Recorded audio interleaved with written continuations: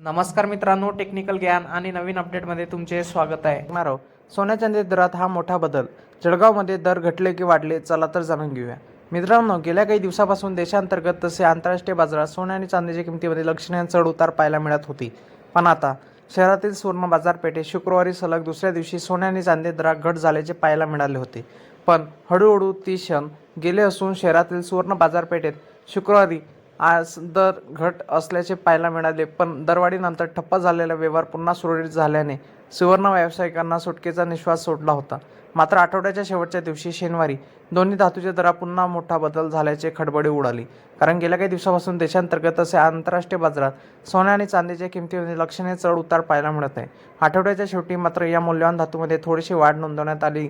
पण जागतिक घडामोडी, डॉलरमधील हालचाल आणि व्याज दरामधील अनिश्चितता याचा थेट परिणाम सोन्या चांदीच्या दरावर होत असल्याचे तज्ज्ञांचे मत आहे. कारण भारतात सोने आणि चांदी यांना केवळ गुंतवणुकीचे साधन म्हणून पाहिले जात नाही, तर त्यांना सांस्कृतिक आणि पारंपरिक महत्त्वही आहे. लग्न समारंभ व सण उत्सव किंवा अन्य शुभप्रसंगी सोन्या चांदीची खरेदी करणे शुभ मानले जाते. समृद्धी, शुभता आणि सकारात्मकचे प्रतीक म्हणून धातूचे भारतीय समाजात विशेष स्थान आहे. त्यामुळे सोन्यामध्ये होणारा भाव बदल आपण बघतच आहे.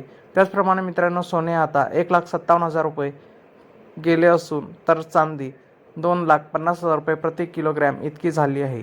मित्रांनो, तुम्हाला आपला व्हिडिओ आवडला असेल तर आपल्या चॅनलला लाईक, शेअर अँड सबस्क्राईब करा.